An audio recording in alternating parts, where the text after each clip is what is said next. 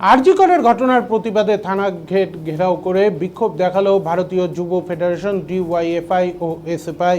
শুক্রবার ধূপগুড়ি থানার গেট ঘেরাও করে প্রায় 1 ঘন্টা ধরে রাজ্যের মহিলাদের নিরাপত্তা কোথায় এই দাবিতে ঘেরাও করে ভারতীয় যুব ফেডারেশন ধূপগুড়ি লোকাল কমিটি। উল্লেখ্য, আরজি কর হাসপাতালে এক তরুণী চিকিৎসককে ধর্ষণ ও খুন করে নৃশংসভাবে হত্যা করা হয়েছে বলে অভিযোগ। ঘটনাকে ঘিরে তোলপাড় হয়ে ওঠে গোটা রাজ্য। দোষীদের কঠোর শাস্তির দাবিতে আন্দোলনে নেমেছে বিভিন্ন রাজনৈতিক দল সহ মহিলারা। এদিন ধূপগুড়িতে আন্দোলনে সামিল হয় ভারতীয় যুব ফেডারেশন। দলীয় কার্যালয় থেকে মিছিল শুরু হয়ে শহরের রাজপথ পরিক্রমা করে প্রকৃত দোষীদের চিহ্নিত করে কঠোর শাস্তি দিতে হবে তার দাবি তোলা হয়।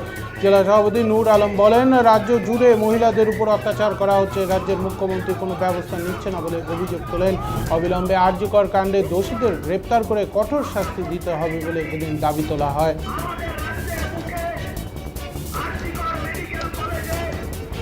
কি ভয়াবহ, প্রকৃত সমস্ত অপরাধীদের গ্রেপ্তার করা যায়নি। এর মাধ্যমে রাজ্য সরকার নাটক তৈরি করেছে।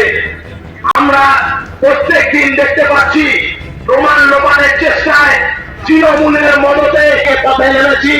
আমাদের এই সংক্ষিপ্ত প্রতিবাদ সভায় প্রথমে বক্তব্য রাখবেন ভারতের গণতান্ত্রিক যুব ফেডারেশন জলপাইগুড়ি জেলা কমিটির সভাপতি কমরেড নূর আলম।